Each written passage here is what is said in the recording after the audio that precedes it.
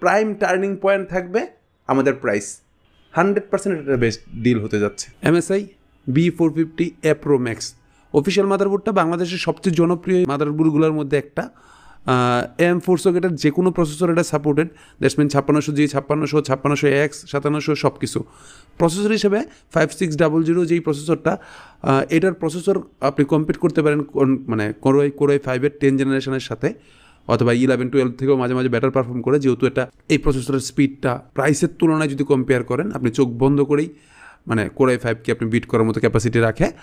এই প্রসেসরটাকে আমরা কুলিং করার জন্য একটা কুলার ইউজ করবো, AOG ব্র্যান্ডের।